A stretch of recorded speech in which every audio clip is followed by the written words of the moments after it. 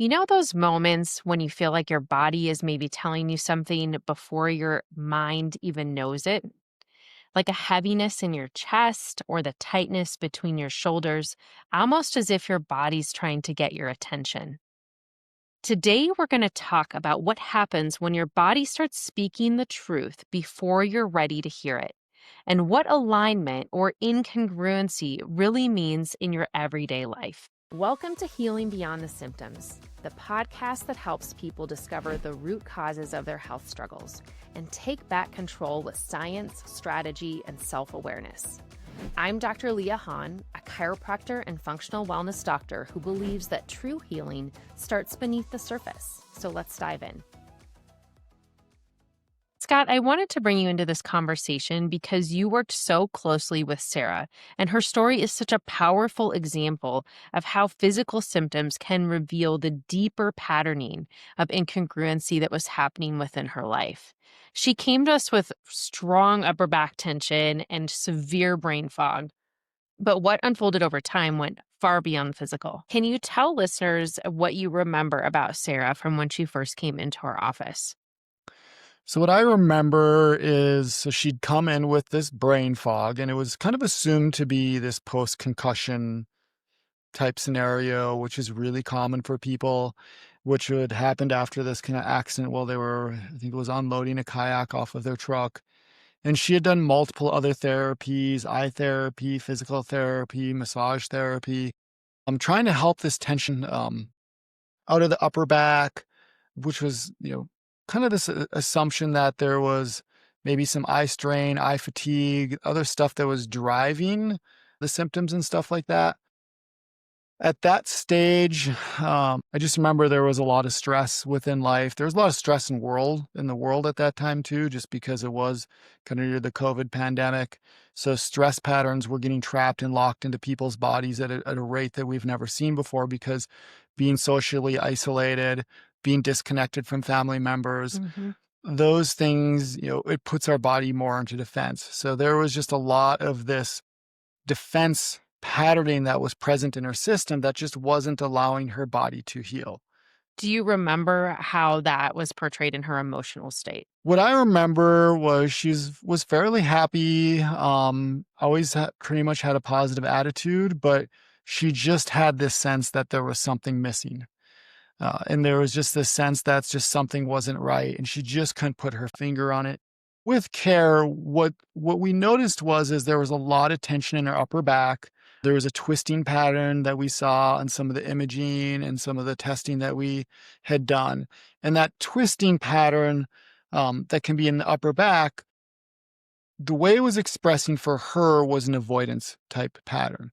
Almost avoiding herself would be the best way to describe it. With this, when the lens that we look at it through network would be like a T2 apex type pattern, where it's this upper back combined with kind of this pelvic type Both tension, kind of twisting. both Yeah. twisting, counter rotating, which was just adding all this tension into her spinal cord and her spinal canal, which then is, through our lens, is what seemed to be what was really driving this brain fog and this fatigue and the other problems that she was dealing with, because her system it was constantly under literally neural tension patterning. Hmm. So as we started to release that pattern, even though we just thought it was more structural in nature, we started to see life changes happening within her.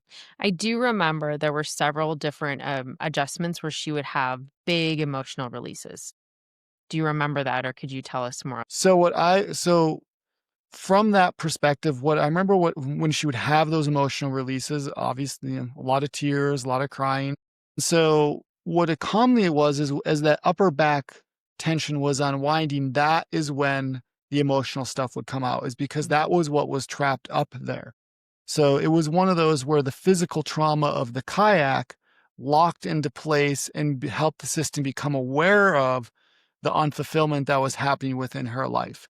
And then all the pain and all the grief and all the sadness that just kept getting stuffed further and further and further down, until she, actually started with care, and we could help her bodies to start to release that.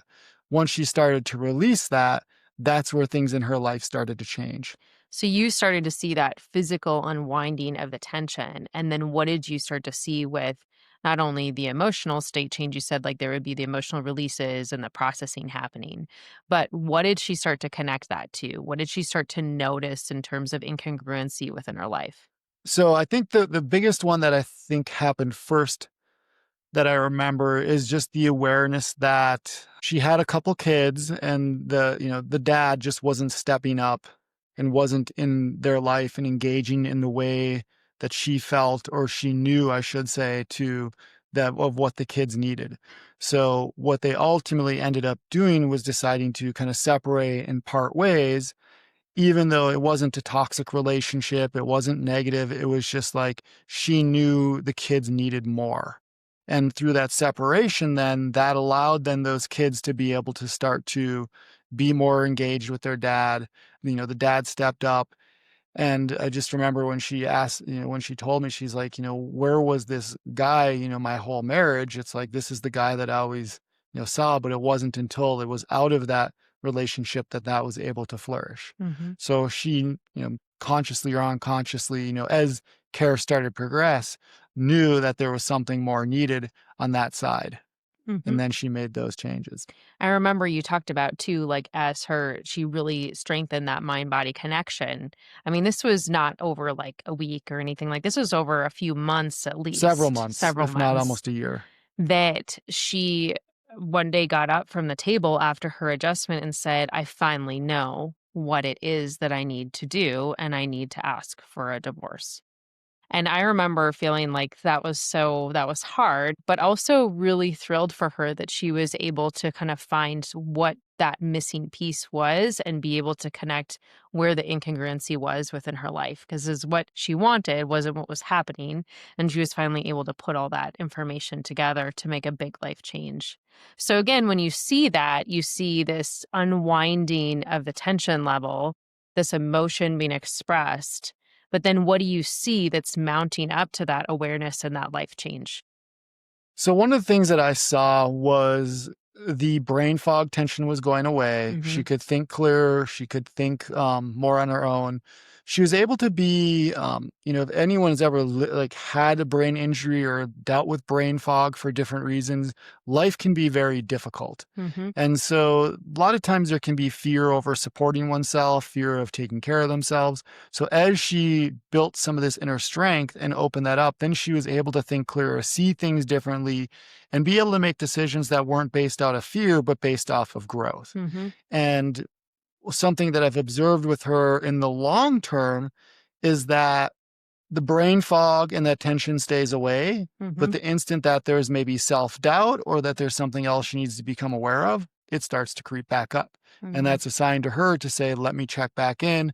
What's incongruent within my life? And the instant that incongruency is discovered, her life goes back to being, you know, great, improved, and And so we talk about all the time, in network care as well, is that part of adaptability and part of having your life be able to shift or change is recognizing the need to change.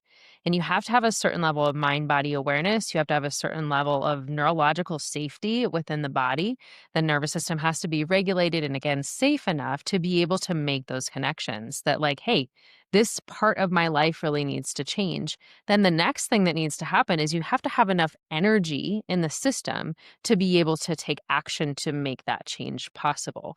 So when we were working with clients, when we're doing that on a daily basis, that's what we're working towards is creating that release of tension, creating that safety within the nervous system, but then helping them get enough energetic resources so that they can make those deeper life shifts that can be really powerful. Is there anything else you want to tell us about Sarah's story? on top, I mean, the only other thing that we haven't mentioned yet is she also went through a job transition Mhm. and realized, the stress and the tension of the job and performing, even though she was great at it, was Mhm. very draining to her. Mhm. And it was one that there was definitely more being taken away from her than what she was gaining from that position. So Mhm. then she decided to move away from that job and pursue a different career. What does it mean when someone's body and life are out of sync? Typically, what I see, I mean, it shows up in a lot of different ways, but really what it means is that who we're meant to be, or maybe who we're showing up in the world as, isn't who we're supposed to be or who we're meant to be. And a lot of times we can feel that deeper pull within us to say there's something more, there's something greater, there's a better version of myself. I'm not living my authentic truth. I'm not living up to who my potential is. It's almost like an inner knowing Hmm. in that sense. And then it manifests as there's incongruencies within that field. It manifests in the system as different tension patterns, different stress patterns, different structure patterns. Sometimes the different wounding that we've had in the past or traumas, physical traumas, emotional traumas, those start to get built into the system. And frequently when there is, I think I mentioned it in the previous podcast, was when there is that emotional kind of like incongruency, or there is that underlying emotional problem, that the physical problem has a much harder time to heal. So even though the challenge might have started in the physical with a slip, a fall, or Hmm. sports injury or something like that, it's not until we can clear that emotional trauma, then that's where you'll see the pattern start to shift and change. So tell me then about more about how this incongruency does show up physically. What are symptoms that people may experience when they're really dealing with incongruency within their life and who they truly are? I would say the easiest thing that most people recognize is physical pain, Hmm. just because that is what gets us to stop, pay attention. Something's not working right. Most of the time, people don't make change or they don't stop and ask for help until the physical symptom is interfering with some aspect of their life, whether it's something they want to be doing and they can no longer do it. That's where they start to take action. That's what you want to try to help them understand. And that is typically where you'll see the greatest level of incongruency, because their body or their system is trying to say, hey, stop, pay attention. There's Hmm. something you need to listen to here. And we just want to keep going on within our lives. And so commonly what we're programmed in and almost in this Western medical philosophy is any symptom, any problem is just something that we should try to find ways to ignore. So pop a pill, shut down the pain, disconnect. And really what you're doing is just disconnecting the body more itself. So you see the physical pain, you see those problems continue to get worse, Hmm. and the problems just continue to go down that road where you just can't mask it anymore because it's screaming at you to say something isn't right. And we want to be able to recognize that before it gets to that point, because the further down that road that goes, the much harder it is to get the system to correct. Even if there is an underlying emotional cause to it, you're still creating physical damage to the system. And if there's enough physical damage, there's going to be limitations to how far back we can go. That doesn't mean we can't still live a great, healthy life and be Or that they fulfilled, can't heal. I and mean, that they they can can't heal. still heal. They can You still can function still heal, better. you can still function better. But if it's one where it's like, hey, my knee, for instance, is just like causing problems, and I think one of the correlations is the inability to move forward within life is kind of like some of these extremity and knee issues is some of the common correlations from a mental emotional perspective. So if someone is constantly dealing with chronic knee pain, well, you can get to the point where you might wear out the knee. And so there's ways that we can heal from those different pieces. But a lot of times you have to heal the emotional trauma and heal those pieces before any sort of surgery or care or any of those pieces will actually be able to take hold to actually allow that system to function and thrive in a much better way. So physical pain is a big one. And a lot of people might describe that as well as just like chronic tension. It could be chronic fatigue. It could be chronic brain fog, as in Sarah's case. There's so many different ways that this is really expressed, but pain is a big driver of it as well. Why would the nervous system actually hold this incongruency or this mismatch? So the reason the nervous system holds that mismatch is commonly because it's a defense mechanism, but it's not just negative. And that's what we have to realize is these things aren't just negative. They're actually designed to keep us safe.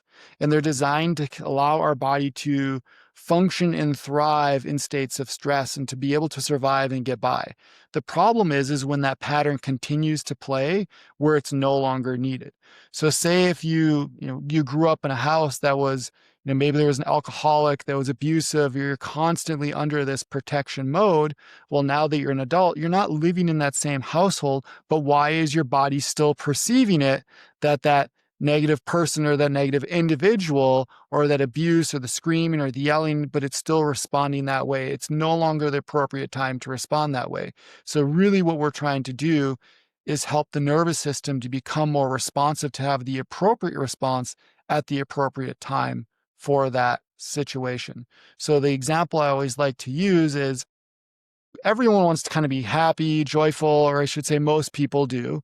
And in those scenarios, it's, if we walk down a dark alley, and maybe there is something negative down that dark alley we need to be aware of. We don't want to be oblivious to that. We want to listen to our gut instinct, to listen to our gut feeling to say, hey, this is time to maybe let's not take this alley. Let me listen to that fear pattern. Let me listen to this is how I need to keep myself safe versus just walking down that alley, which then I'm just walking into, a negative situation where something bad could potentially happen.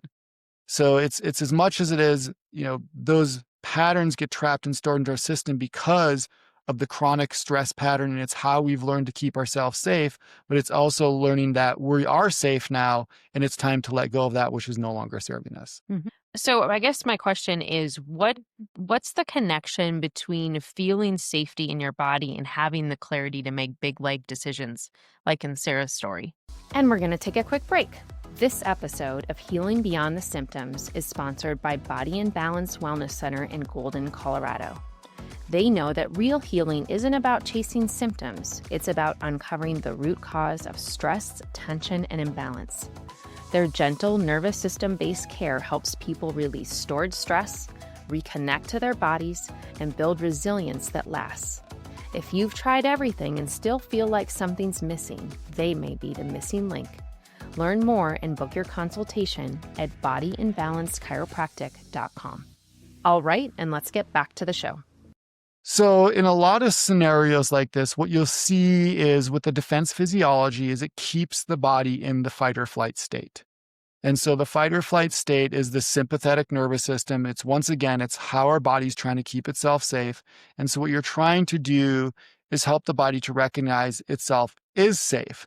That is where the parasympathetic nervous system comes in. That is what, if you can shift the system out of that sympathetic, bring it into the parasympathetic.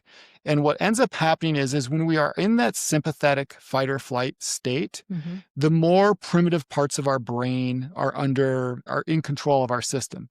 So the frontal lobe, which is where more complex thinking happens, that gets shut down because blood is shunted into the survival mechanism, shunted into kind of those lower survival mechanisms of how do I survive? How do I get by? So we can't make higher level thinking. So you're not sitting there if you're in front of a lion thinking, what's the meaning of life if I'm about to get eaten by that lion? What you're trying to do is survive and get by. So in those scenarios, then it's that is what's the purpose of that fight or flight response is to get you through that scenario. Once you're through it, then you should be able to shift out of it. But the problem is our lives are you're constantly being stimulated over and over and over and over again. So you're becoming sensitized and habituated to this response. So basically your body just lives like it's just constantly there, waiting and expecting for that, the next time that lion comes. So I think of so many clients that have come to us that have been trying to maybe make life changes for a long time. They've been trying to exercise or make a career change or go back to school, or they're trying to de-stress their lives or make healthier decisions in general. But they've been trying to use willpower and discipline in order to make those changes. But it often doesn't work. And it often doesn't work because the body's not in safety. So, why is safety then the starting point for creating change? When we look at it, the safety part is where that parasympathetic nervous system is. Getting the body out of that fight or flight state to say, I am safe, I am okay. Then we can start to process the information, process our lives through a different lens, which then comes down to is, how do I make the best decision for myself and wanting to make the best decision for yourself versus just living life unconsciously. One of the examples I always like to use is say, anyone comes home from work and they open up the fridge and they unconsciously grab a beer and they're drinking it before they even sit down. And what we see is when we're in that fight or flight state, we're making these unconscious patterns. When we want to try to willpower our way through it, we open up the fridge, we see the beer, we know we shouldn't necessarily make that decision, but we make it anyways, and we just keep working through those patterns because the system is stuck and trapped in that scenario. So the body still has that basically that fear. So you're just trying to self-regulate, you're trying to let go, you're trying to de-stress. When we get into the parasympathetic side of things, then when you come home and you open up the fridge, you're not even thinking about the beer. You're thinking about like, how can I fulfill my body? What does my body want and need right now? How do I help it become the best version of itself? How do I, fuel it with the best nutrients? How do I fuel it with the best water and food, and how, and you're wanting to make the change and wanting to allow that to happen because these are growth mindsets. This is Mhm. where I want to work towards, not just this is what I'm trying to protect myself from and work away from. So that neurological safety, adaptability, reorganization, being able to use different patterning, that all is key. Absolutely key.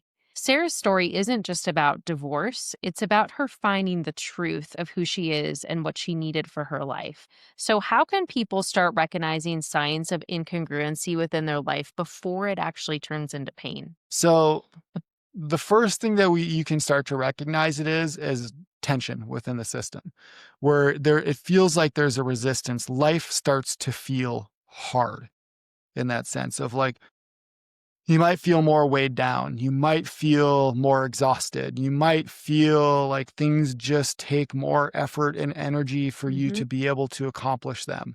That is commonly the first sign. Unfortunately, a lot of times, those first signs we ignore because they're not interfering with our life yet, because we've been trained just to power through, persevere, push through.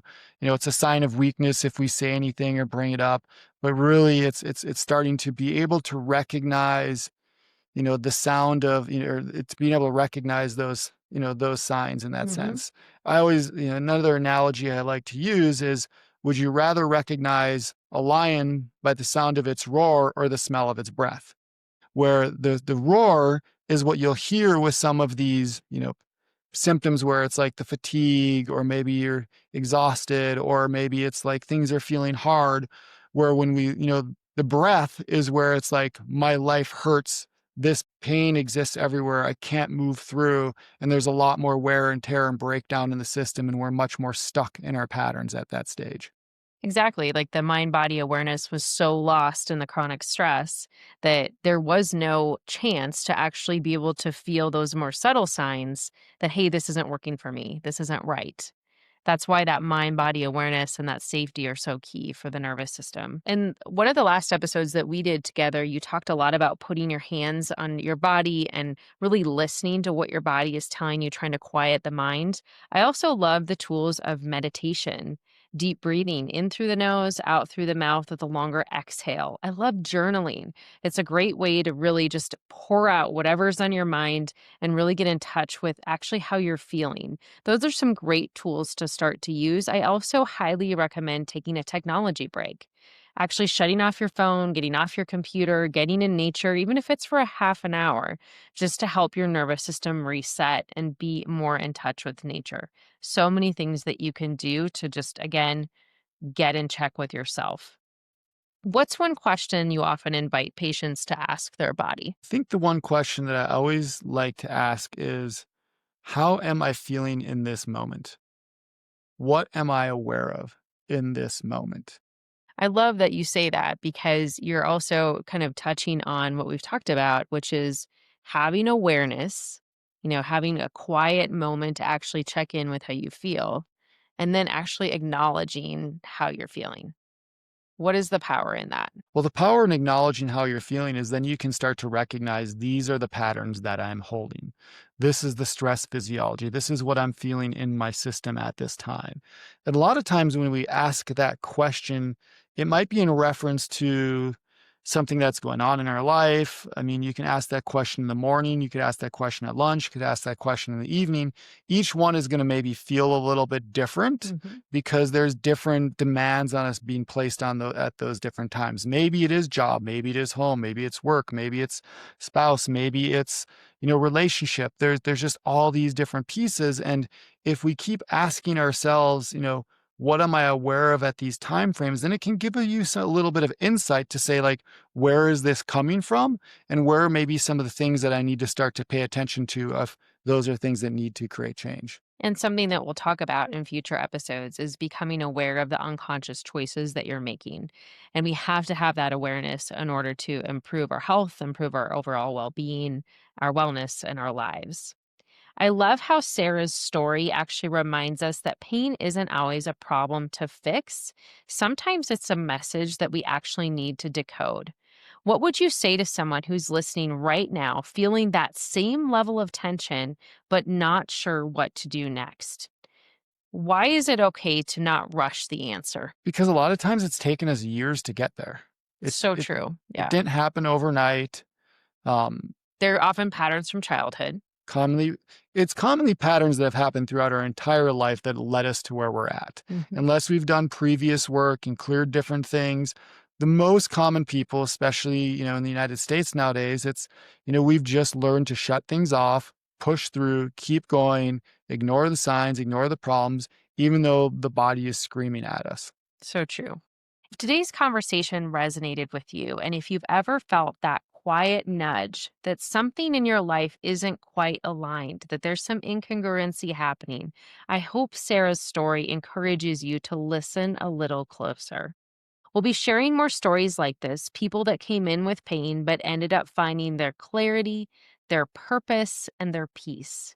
So take a deep breath, stay curious with your body, and make sure to subscribe to the podcast so you don't miss what's coming next. Thanks again for joining me today on Healing Beyond the Symptoms.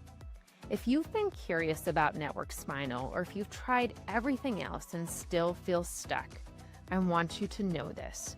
Your body is not broken. It's patterned, and those patterns can change. If you're ready to experience how gentle care can lead to profound transformation, I'd love to invite you to book a wellness consultation at bodyandbalancechiropractic.com. Together, we'll look at what your body needs to finally release, reset, and thrive. Until next time, breathe deep, trust your body, and remember, gentle can be powerful.